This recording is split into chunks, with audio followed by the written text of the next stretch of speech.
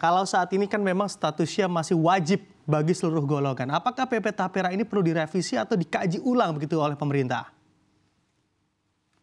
Ya, yang teriak luar biasa karena sebelumnya kalau PNS, pegawai negeri dan aparatur negara dan juga BUMN segala itu tidak protes karena itu dalam konteks negara kan, pekerja negara. Tetapi sekarang swasta yang akan dikejar. Nah, ini yang teriak karena PP ini mempertegas siapapun itu harus kena, bahkan freelance sekalipun yang punya pencatatan tentu. Jadi ini yang menarik adalah, pencatatannya kan berarti yang dikejar nanti perusahaan yang, eee catatannya baik sekali gitu ya, biasanya kecil kecil yang cukup besar ya dan menengah atas gitu ya. Jadi kalau kita lihat ini yang akan, terkena dampak dari Tapera ya. Karena sebetulnya menduplikasi manfaatnya dari yang sudah ada di BPJS Ketenagakerjaan ya, tentang Tapera ini kan perumahan rakyat. Padahal Tapera ada syaratnya, masyarakat berpenghasilan rendah yang bisa memanfaatkan. Jadi sebagian besar dari pekerja itu yang menengah ke atasnya atau menengah pas-pasan ini kalau dia sudah punya pendapatan lain-lain, sudah punya rumah dan bukan pendapatan rendah, dia nggak bisa memanfaatkan tabungannya ini untuk diambil gitu ya, nggak bisa karena dia wajib aja menyetor dan ini cross subsidi kan prinsip dari Tapera ini. Jadi yang menikmati adalah mereka yang belum punya rumah karena hanya untuk rumah pertama dan masyarakat berpenghasilan rendah gitu ya. Jadi ini lain modelnya dengan apa yang diambil di BPJS Ketenagakerjaan misalnya. Dana itu diambil dan bisa disalurkan juga untuk perumahan tapi kepada siapapun yang menyetor. Jadi kepada mereka yang peserta. Kalau ini kan nggak semua peserta bisa memanfaatkan dana tapera gitu ya. Jadi hanya ada peserta yang kelompok menyetor, ada peserta yang bisa memanfaatkan. Nah, jadi itulah menjadi tekanan bagi kelas menengah eh, menengah ke atas lah ya. Jadi menengah menengah itu bisa dibagi lagi kan, jadi menengah yang paling kecil itu adalah menengah bawah yang mendekati rentan miskin gitu. Nah ini juga, kemungkinan juga harus dipilah lagi mereka yang punya rumah atau tidak gitu kan. Kalau nggak punya rumah ya berarti ya dan juga bukan masyarakat penghasilan rendah nggak akan bisa menikmati dari tapera, hanya bisa menyetor tapera. Nah ini prinsip ini yang berbeda gitu ya. Jadi sifatnya menjadi seperti potongan baru yang bersifat baru bisa dimanfaatkannya ini kalau sudah dikumpulkan sebagai tabungan nanti pas pensiun diambil gitu. Ini pun juga harus dilihat hati-hati bagaimana, pengembaliannya kan, pencatatan pengembalian. Jadi bagi swasta ini sesuatu potongan baru gitu ya, menambah beban yang saat ini sudah ada. Oke, baik. Kalau negeri, sudah dipotong gitu ya. Ya.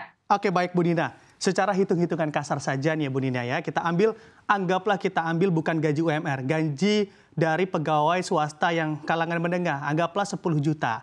Kalau 10 juta, 3% itu berarti di angka 300.000. Dikalikan 12 bulan saja ketemu angka 3,6 juta. Apakah kalau dikalikan 100 tahun baru ketemu 360 juta? Ini hitung-hitungan untuk membeli rumah seperti apa kalau Anda sebagai ekonom? Bahkan untuk 100 tahun lagi, rumah di angka 360 juta itu rumah seperti apa Bu Nina? Silakan dengan penjabaran Anda sebagai ekonom. Iya, tadi saya katakan bahwa di dalam tapera ada kelompok yang bisa memanfaatkan, yaitu hanya masyarakat berpenghasilan rendah dan yang belum punya rumah. Karena peserta lainnya hanya menyetor. Jadi jangan dibayangkan nanti Anda penghasilan 10 juta, Anda nyetor, lalu Anda bisa manfaatkan. Nggak bisa. Karena Anda bukan masyarakat berpenghasilan rendah dan apalagi kalau sudah punya rumah gitu ya. Jadi kita cuman sebagian peserta ini adalah peserta yang menyetor dana. Hanya sebagian kecil yang bisa menikmati manfaat tapera, yaitu masyarakat berpenghasilan rendah yang, belum punya rumah. Tadi kan syaratnya kan, belum punya rumah, jadi rumah pertama, itu yang dibiayai. Jadi tidak bisa diterapkan pemikiran tadi begitu ya, bahwa kapan, apa rumah seperti apa, enggak, kita yang mereka yang 10 juta itu saya yakin itu tidak akan menikmati tapera karena bukan kelompok masyarakat berpenghasilan rendah, tidak layak untuk itu pembiayaannya gitu ya. Kan ada syarat untuk bisa diterima pembiayaannya gitu ya, proposal itu. Nah itu yang menjadi, harus hati-hati baca undang-undang dan PP-nya bahwa yang dibiayai oleh tapera adalah masyarakat berpenghasilan rendah. Jadi kita seperti iuran rame-rame untuk biayai masyarakat berpenghasilan rendah, gitu ya. Jadi beda dengan model yang kalau iuran wajib yang BPJS Ketenagakerjaan misalnya, itu dia menyetor, lalu dia bisa memanfaatkan dana itu untuk pembiayaannya sebagian atau apa gitu, dengan namanya manfaat layanan tambahan gitu ya. Kalau ini beda. Jadi ini benar-benar mereka yang penghasilan, apalagi kalau tadi disebut 10 juta itu jauh di atas UMR itu, sudah bukan masyarakat berpenghasilan rendah ya dari konteks umumnya ya. Jadi ini yang harus diperjelas oleh masyarakat, pemerintah khususnya BP Tapera harus menjelaskan siapa sih yang dibiayai gitu ya, berapa banyak rumah, siapa yang memanfaatkan. Karena masyarakat tampaknya, belum paham sekali bahwa ini untuk masyarakat berpenghasilan rendah dan untuk rumah pertama gitu ya. Oke, oke baik. Bu Dina, Anda memang sekarang jadi polemik begitu ya di berbagai kalangan dan elemen masyarakat. Sebetulnya impact bagi negara kita sendiri seperti apa sih? Seberapa besar juga impact dari Tapera ini ke depannya, Bu Dina?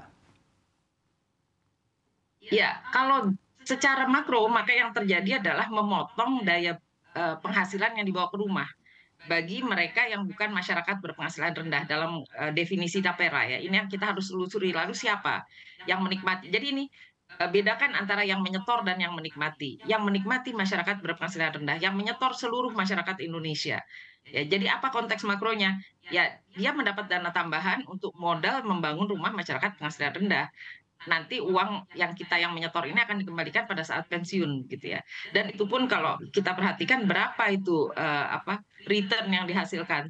Itu ya belum tentu angka yang setara dengan, pasar uang gitu ya. Jadi, kita nggak tahu persis ya, ini harus ditunjukkan ya oleh, BP Tapera ini loh kalau pensiun dapatnya sekian gitu, dengan suku bunga berapa. Misalnya kita nyetor mulai kerja dengan penghasilan 5 juta jadi 10 jadi 30 juta misalnya gitu ya dalam kurun sekian puluh tahun. Nah, poin itu adalah bagian yang belum jelas gitu ya, dan secara peta, secara makronya adalah menambah kemampuan BP Tapra membiayai, perumahan masyarakat penghasilan rendah. Akuntabilitasnya saat ini menjadi kunci. Berapa rumah sudah dibangun dengan dana Tapera? Seperti apa? Siapa yang menikmati? Berapa juta orang menikmati, Tapera ini? Karena sebetulnya yang terjadi sekarang hanya menyedot dana dan hanya dikatakan secara umum, ini untuk masyarakat penghasilan rendah. Ini adalah prosubsidi bagi mereka yang mampu kepada, yang tidak mampu untuk bisa menerima rumah pertama mereka. Ya, jadi kita melihat ini tujuannya bukan seperti, eee, model perlindungan sosial yang BPJS Ketenagakerjaan tadi yang memang peserta bisa menikmati uang yang dia tabung. Kalau ini bukan, peserta belum tentu bisa menikmati.